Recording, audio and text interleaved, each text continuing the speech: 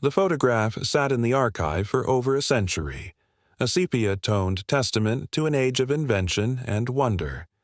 But when Rose Charlie first laid eyes on it during a routine cataloging session at the Kingston Historical Society, she felt something shift in her chest. The image showed a man encased in an elaborate suit of brass gears and clockwork mechanisms, standing rigid in a photographer's studio. The detail was extraordinary. Every cog, every wheel, every intricate piece of metalwork seemed to pulse with mechanical life. But it was what appeared in the polished brass chest plate, barely visible in the original print, that would unravel everything Rose thought she knew about history. Rose Charlie had spent 15 years working as an archivist at the Kingston Historical Society.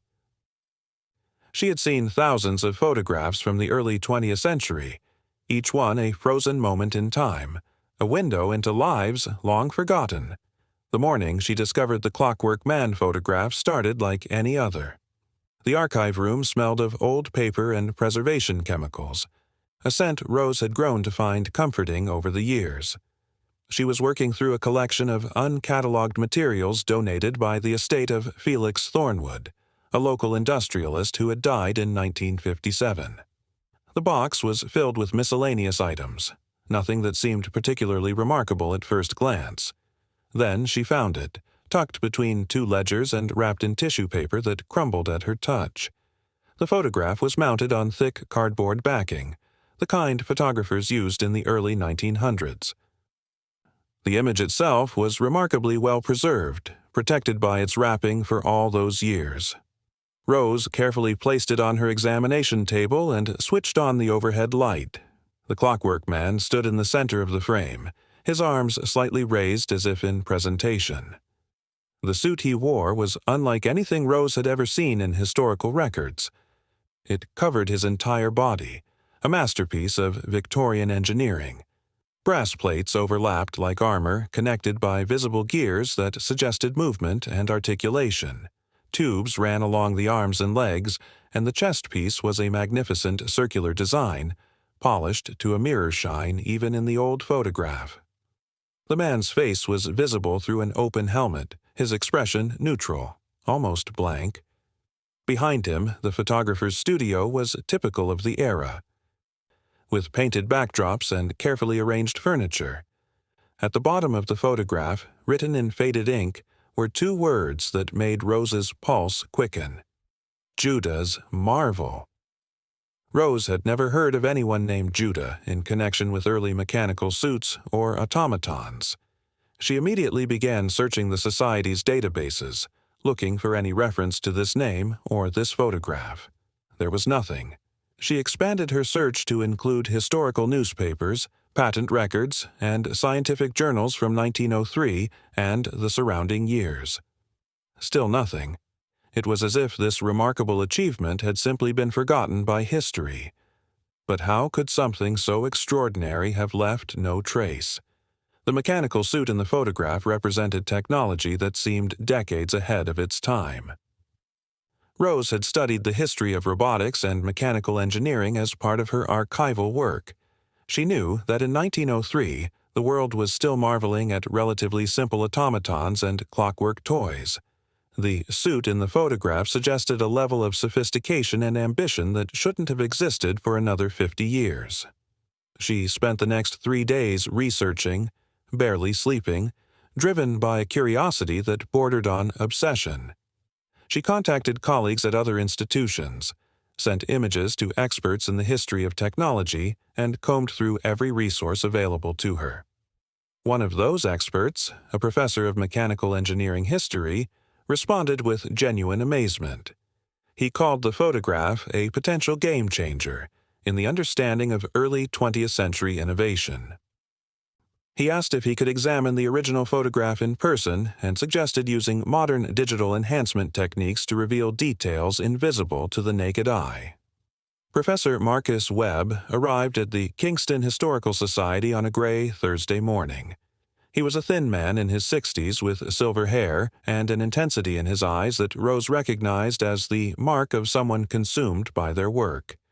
He had brought specialized equipment, high-resolution scanners, and digital enhancement software that could pull details from old photographs that conventional methods would miss. Rose had prepared a workspace for him in the conservation lab, a clean room where the most delicate items in the collection were examined and preserved. Webb spent an hour setting up his equipment, explaining to Rose how the technology worked. The scanner would capture the photograph at an incredibly high resolution, creating a digital file that contained far more information than the human eye could perceive in the original. Then the software would enhance contrast, sharpen edges, and bring out details hidden in shadow or obscured by age and degradation. Rose watched as he carefully placed the photograph on the scanner bed. The machine hummed softly as it worked, a thin line of light passing slowly across the image. The process took nearly 30 minutes. When it was complete, Webb transferred the file to his laptop and opened it in his enhancement program. The image on the screen was stunning. Every detail of the Clockwork suit was now visible with perfect clarity. Rose could see the individual teeth on the gears, the threading on the tubes, even tiny manufacturer marks on some of the brass plates. Webb began to zoom in on different sections of the photograph, examining the craftsmanship and trying to identify the materials and techniques used in the suite's construction. He was muttering to himself, taking notes, occasionally letting out a low whistle of appreciation. Then he zoomed in on the chest piece, that polished circular brass plate at the center of the suit. The reflection changed everything. At first, it seemed like nothing unusual, just the expected distortions and shapes one would see in a curved, reflective surface. But as Webb adjusted the enhancement filters, something began to emerge from the brass surface, something that shouldn't have been there. Rose felt the temperature in the room seemed to drop. In the reflection, clearly visible once the digital enhancement had done its work, was a figure standing behind the photographer. The figure was partially obscured by the angle and curvature of the reflection, but enough was visible to send a chill through Rose's entire body. It was a person, or something shaped like a person, but wrong in ways that made her stomach clench. The proportions were off, the limbs too long, the posture unnatural, and the face, what little of it could be seen, appeared to be covered, or perhaps it wasn't a face at all. Webb had stopped talking. He stared at the screen, his finger frozen on the mouse. Rose heard herself say something, asking if the enhancement could be creating false details, if what they were seeing was somehow an artifact of the digital process. Webb shook his head slowly. He had been doing this work for 20 years. He knew what digital artifacts looked like. This was real. This had been in the original photograph all along, invisible to casual observers but captured by the camera in that moment in 1903. They spent the next hour examining the reflection from every angle, adjusting the enhancement settings, comparing it to other parts of the photograph. The figure remained consistent, unchanging.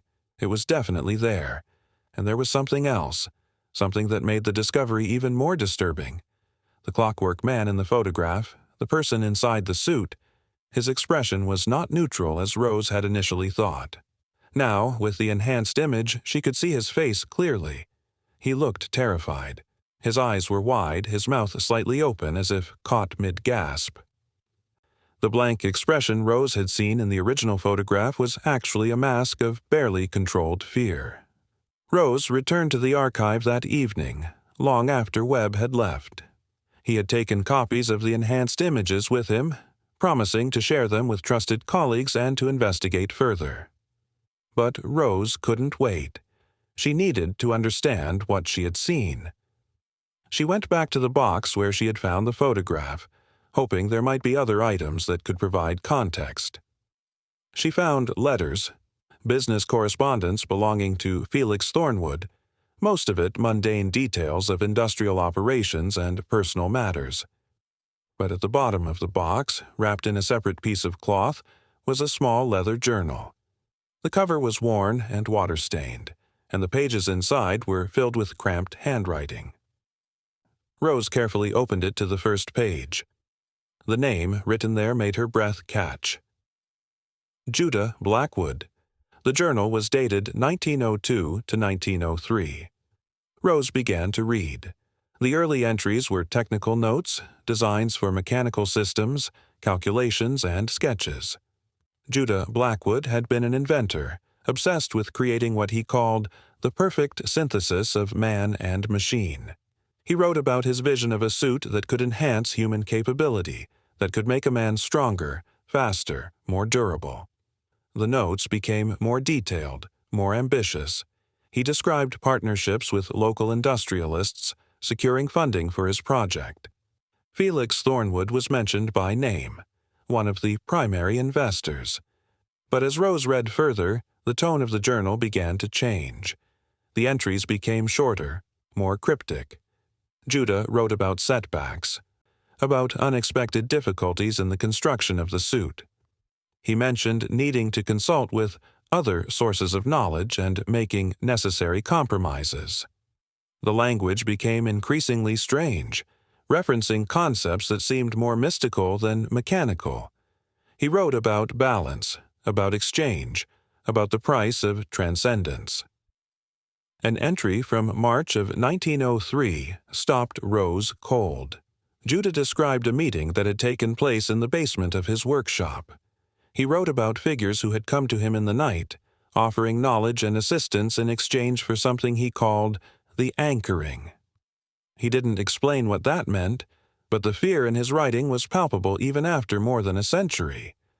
He wrote that he had agreed to their terms, that he had no choice, that the suit had to be completed. The next several pages had been torn out of the journal, leaving only ragged edges in the binding. When the entries resumed, the handwriting was different, shakier, as if Judah's hand had been trembling as he wrote. He described the completion of the suit, the successful test in his workshop. But he also wrote about Charlie Kingston, the man who had volunteered to be the first to wear it. Charlie had been a factory worker, young and strong, eager for the opportunity to be part of something revolutionary. Judah wrote that Charlie had put on the suit on a Thursday afternoon. The mechanisms had activated perfectly. Charlie had moved with enhanced strength and precision. The test had been a complete success, or so it seemed. But that night, Charlie had refused to remove the suit. He had claimed he couldn't, that something was preventing him from accessing the release mechanisms. Judah had tried to help, but every attempt to open the suit had failed. The entries became frantic. Judah wrote about Charlie screaming inside the suit, about sounds that came from within the metal that weren't human, about the way Charlie's movements became less like a man controlling a machine and more like something else moving a puppet. After 3 days, the screaming had stopped.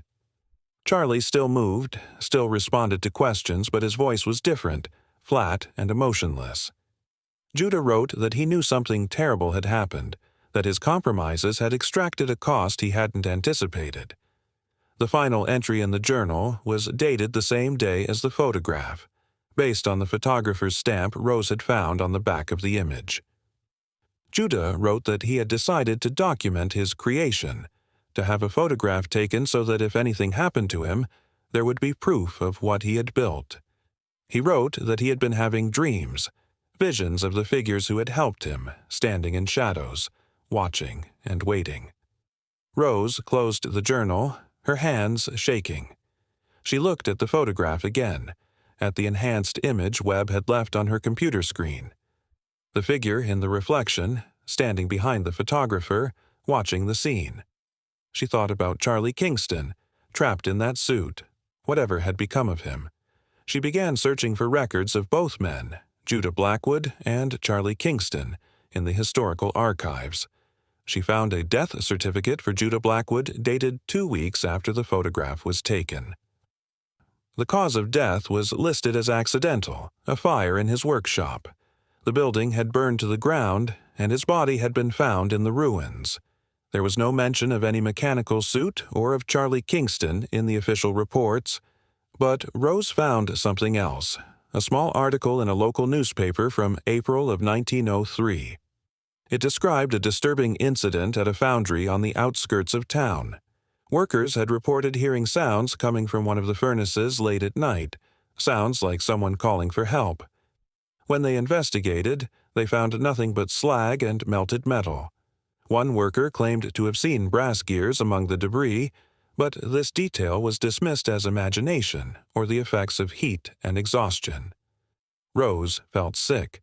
She began to piece together what she believed had happened.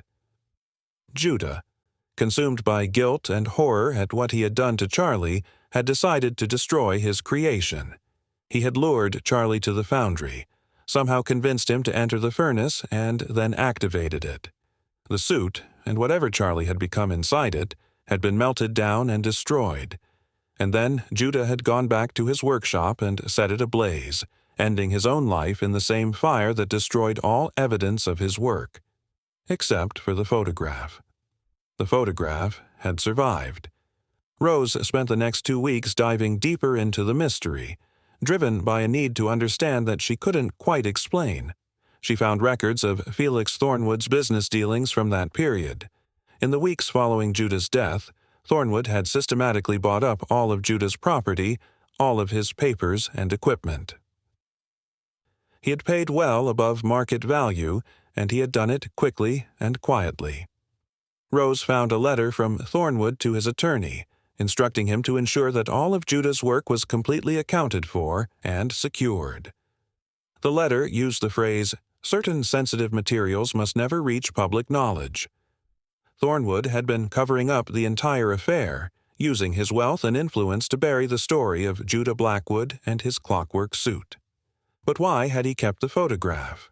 Why include it in his personal effects, stored in a box that wouldn't be opened until decades after his death? Rose found part of the answer in another document, a letter Thornwood had written but apparently never sent. It was addressed to no one, more of a confession than a correspondence. In it, Thornwood wrote about his role in funding Judah's work, about how he had known the inventor was consulting sources of questionable nature. He wrote that he had believed the potential benefits outweighed the risks, that the promise of such advanced technology was worth whatever strange methods Judah employed. But he had been wrong. He described visiting Judah's workshop a week before the photograph was taken. He had seen Charlie in the suit, had spoken to him.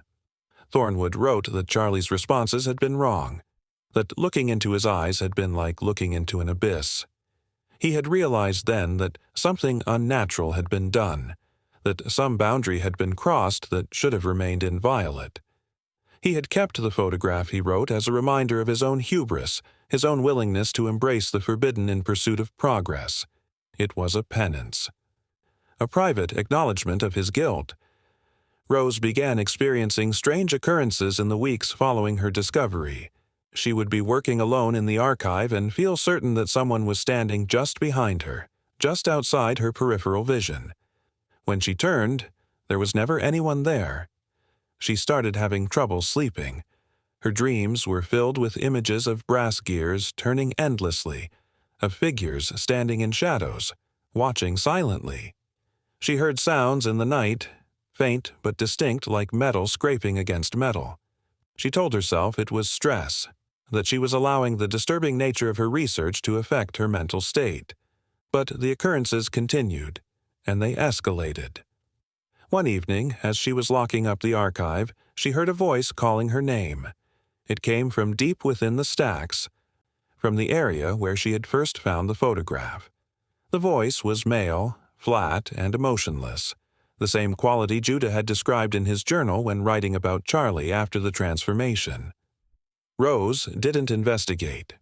She left the building quickly, her heart pounding, and drove home with her hands clenched tight on the steering wheel.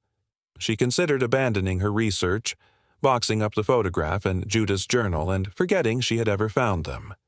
But she couldn't. The mystery had taken hold of her, become part of her thoughts even when she tried to focus on other things. She felt a responsibility to understand the full truth, to document what had happened to Judah and Charlie so that their story, however dark, would not be completely lost to history. She reached out to Professor Webb, asking if he had made any progress in identifying the figure in the reflection. His response was unsettling. He wrote that he had shown the enhanced images to several colleagues, experts in photographic analysis and historical documentation. None of them could explain the figure.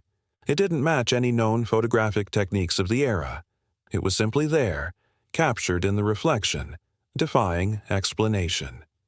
More disturbing was what he wrote next. Two of his colleagues had reported experiencing odd feelings after examining the images, a sense of being watched, of presence in empty rooms. One had refused to continue working on the analysis, claiming the photograph made him profoundly uneasy for reasons he couldn't articulate. Rose decided to visit the location where Judah's workshop had stood. The site was now occupied by a commercial building, a nondescript structure that housed offices and storage units. But in the basement, she hoped to find some remnant, some trace of what had been there before. She spoke with the building manager, explaining that she was doing historical research on the property. He gave her permission to explore the basement, though he warned her it was mostly empty space, used for building utilities and little else. Rose descended the concrete stairs, her flashlight cutting through the dimness. The basement was as the manager had described, bare concrete walls, exposed pipes, electrical panels. But at the far end, partially hidden behind a boiler unit, she found something that made her stop. A section of the wall was older than the rest, brick instead of concrete blackened by fire. This was part of the original structure, part of Judah's workshop that had somehow survived the blaze. Rose approached it carefully, running her hand over the rough, soot-stained surface. And there, carved into one of the bricks, she found letters. They were crude, scratched into the surface as if by something sharp and done in haste. The letters spelled out two words. Still here. Rose felt the air in the basement grow cold. She backed away from the wall, her flashlight beam shaking. The words had been carved recently. The scratches were too clean, too fresh to be over a century old. Someone or something had left this message, and recently. She left the basement quickly, her mind racing. The implications were impossible, but she couldn't deny what she had seen.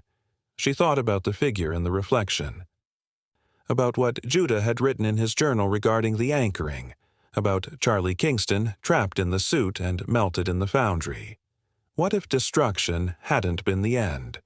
What if whatever had been bound to that suit, whatever presence had taken hold of Charlie, had survived? What if it was still here, still aware, still watching? Rose made one final attempt to find answers. She contacted a colleague who specialized in unusual historical cases, phenomena that defied conventional explanation. His name was Dr. Emil Vance, and he had written several books on unexplained events and occurrences that existed in the gray area between documented history and urban legend. When she told him about the photograph, the journal, and everything she had discovered, there was a long silence on the phone. Then he asked if he could come to the Kingston Historical Society, if he could see the materials himself. He arrived 3 days later. Rose showed him everything: the photograph, the enhanced images, Judah's journal, the letters from Felix Thornwood. Vance examined each item carefully, asking questions, taking notes. When he was finished, he sat back and looked at Rose with an expression she couldn't quite read. He told her that he had encountered similar cases before, instances where people had sought knowledge or power from sources beyond conventional understanding. The results were always the same. A price was extracted that the seeker hadn't anticipated, and the consequences rarely remained confined to the past. He explained his theory about the anchoring. He believed that Judah had, knowingly or not, created a vessel for something that existed outside normal reality.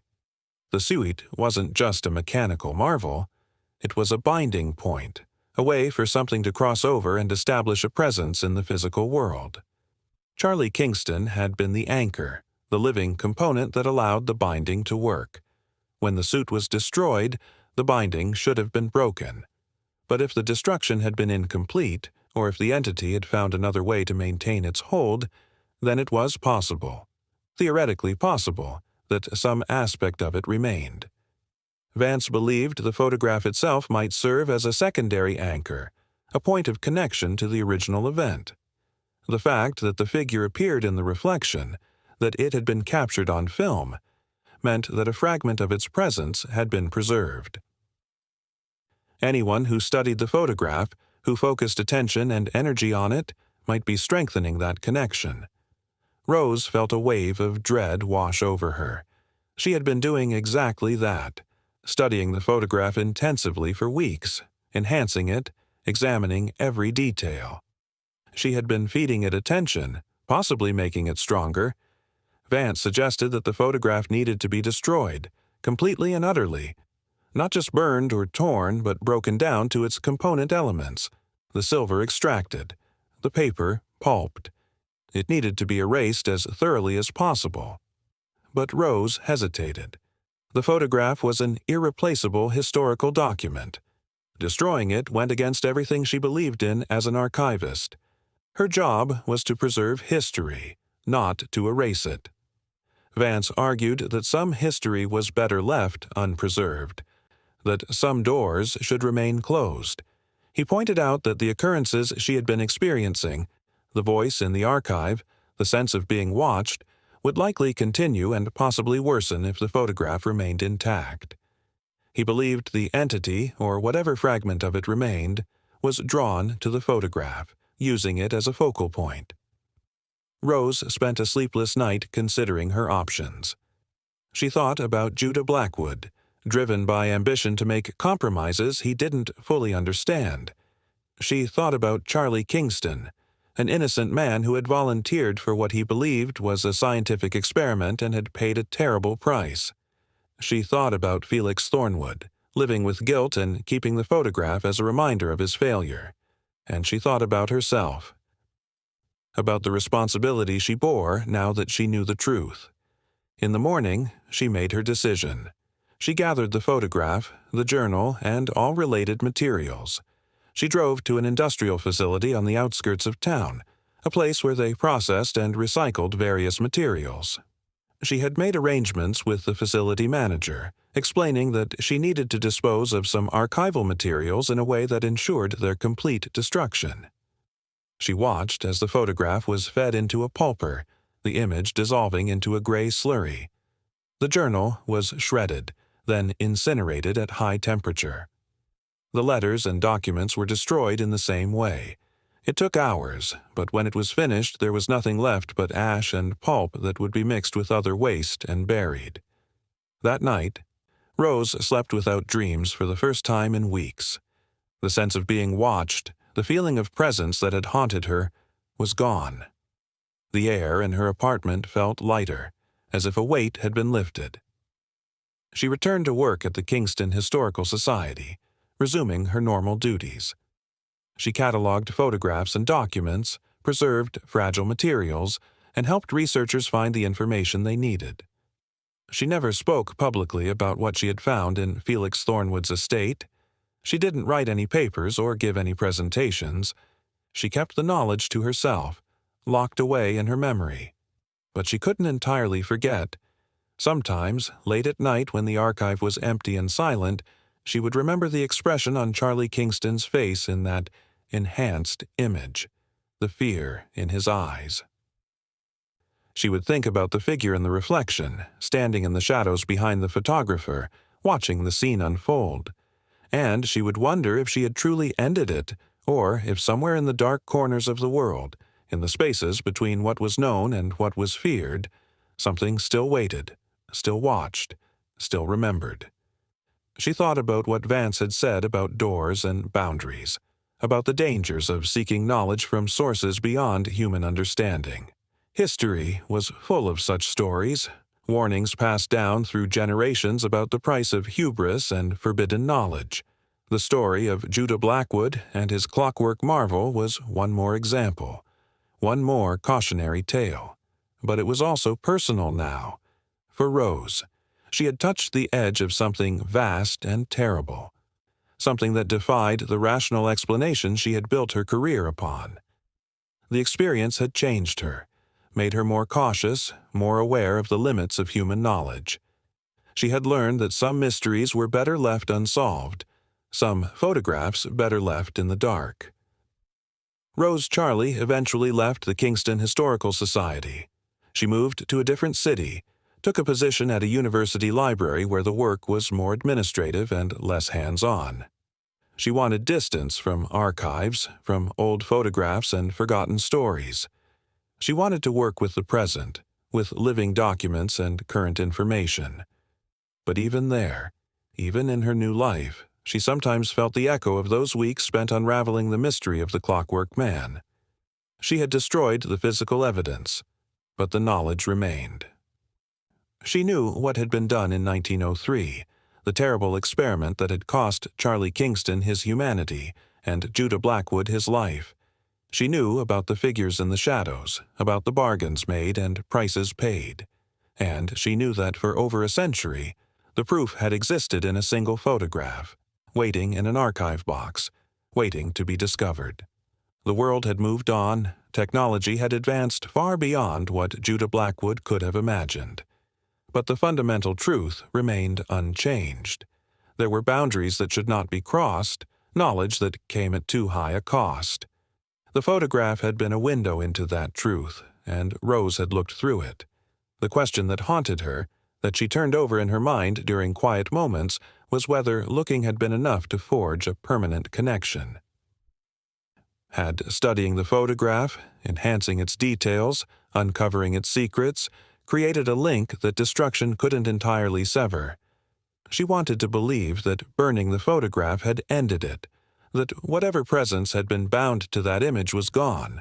But belief and certainty were different things, and Rose no longer had the luxury of certainty. Years passed. Rose built a new career, made new friends, tried to forget, but history has a way of refusing to stay buried. One afternoon, she received a package at her office. There was no return address, just her name written in careful script on the brown paper wrapping. Inside was a photograph, old and sepia-toned. It showed a woman standing in a modern archive room, her back to the camera, reaching for a box on a high shelf. The photograph was dated, and the date was from the week Rose had first discovered the Clockwork Man image. She was the woman in the photograph. Someone or something had been there in the archive with her, close enough to take a picture, and she had never known. Rose felt her hands begin to shake. She looked closer at the photograph, at the details visible in the image. Behind her, reflected in the glass door of a display case, was a figure. It was indistinct, partially obscured, but unmistakably there. The same wrongness, the same unnatural proportions she had seen in the reflection on the Clockwork Man's chest plate. It had been watching her from the very beginning. The photograph slipped from her fingers and fell to the floor. Rose stood frozen, her mind struggling to process the implication. Destroying the original photograph hadn't ended anything. It had only been a beginning, a first contact. Whatever she had touched through her research, whatever attention she had drawn to herself, it hadn't let go. It was still there, still watching, still waiting, and it wanted her to know. The horror of that realization settled over Rose like a shroud. She had spent years trying to move past what she had discovered, trying to convince herself that she had done the right thing in destroying the evidence. But the truth was inescapable now. Some things, once awakened, do not sleep again. Some doors, once opened, cannot be closed. The photograph on the floor seemed to pulse with malevolent awareness, a captured moment that proved she had never been alone, that her every move had been observed. Rose thought about Charlie Kingston, trapped in the suit, his fear frozen in silver and paper. She thought about Judah Blackwood, consumed by his own ambition. She thought about Felix Thornwood, carrying his guilt to the grave. And she understood, finally and completely, that she had joined their number. She was part of the story now, another chapter in a tale that spanned more than a century, a tale with no end in sight. History, Rose had learned, was not just a record of the past. It was a living thing, reaching forward into the present, claiming those who dared to look too deeply into its darkest corners. The Clockwork Man was gone, melted to slag over 100 years ago. The photograph that captured him had been destroyed, reduced to pulp and ash. But what had been there in the reflection, what had stood in the shadows watching, endured. It had always endured, and it would continue to endure, waiting in the spaces between moments, visible only to those who knew where to look, only to those who had made the mistake of looking back. Rose picked up the photograph from the floor with trembling hands. She studied her own image, seeing herself as she had been years ago, younger, more naive, unaware of the horror standing just behind her. She wondered who would receive the next photograph, who would be drawn into this endless cycle of discovery and dread. Because that was the pattern, wasn't it? Each generation had its moment of contact, its encounter with the impossible. Judah had been the first, creating the vessel. Charlie had been the anchor, the sacrifice. Felix had been the witness, the one who tried to bury the truth. And Rose had been the discoverer, the one who brought it all back to light. Who would be next? The answer, Rose realized with a sick certainty, didn't matter. The cycle would continue whether she understood it or not. The photograph in her hands was proof of that. Proof that time and distance meant nothing to the thing that watched from reflections and shadows. It had taken Judah Blackwood's marvel, his attempt to transcend human limitations, and made it into something else entirely. A trap, a beacon, a door that could be opened but never fully closed, and everyone who touched the story, who tried to understand what had happened in that photographer's studio in 1903, became part of it. They became threads in a tapestry of horror that stretched across decades, each thread connected to the others, each person bound by the same terrible knowledge. The Clockwork Man was not just a photograph or a suit of mechanical armor. It was a monument to human hubris, a warning written in brass and fear. And its reflection, captured in that moment over a century ago, was still watching, still waiting, patient beyond measure. Rose placed the photograph in her desk drawer and closed it. She knew she should destroy this one too, but she also knew it wouldn't matter. Another would come, and then another. The thing in the reflection had made its point. It wanted her to understand that she was seen, that she was known, that she would never be free of what she had uncovered. She thought about reporting what had happened, about warning others to stay away from any records related to Judah Blackwood or the Clockwork Marvel. But who would believe her, and would a warning stop anyone? Curiosity, the same force that had driven Judah to make his terrible bargain, would draw others to the mystery just as it had drawn her. The cycle would continue, inexorable and eternal. As night fell outside her office window, Rose sat in the growing darkness and accepted her fate. She was part of the story now, a character in a narrative that transcended normal history. The photograph existed, hidden in her desk, a physical reminder that some mystery should never be solved, some photographs should never be taken, and some reflections should never be examined too closely. Because in the end, when you stare into the brass surface of a clockwork marvel, when you enhance the image and bring out the hidden details, you might find that something stares back. And once it sees you, once it knows you have seen it, the connection is made. The door is opened, and what comes through will never let you go. History repeats itself, people say, but that's not quite right. History doesn't repeat. It accumulates. Each generation adds its layer to the story. Each person who touches the mystery becomes part of its foundation. The Clockwork Man stands eternal, not in brass and gears, but in the collective memory of those who have glimpsed its terrible secret. Rose Charlie had become a keeper of that secret, whether she wanted to or not. And somewhere in the shadows, in the space between what is known and what is feared, the figure from the reflection continues its eternal watch, patient and implacable, waiting for the next curious mind to stumble upon its story and begin the cycle once again.